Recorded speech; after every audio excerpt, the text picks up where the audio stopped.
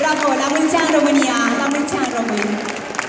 Urmează încă o melodie frumoasă, Așa e românul când se veselește. Haideți cu toți să ne veselim!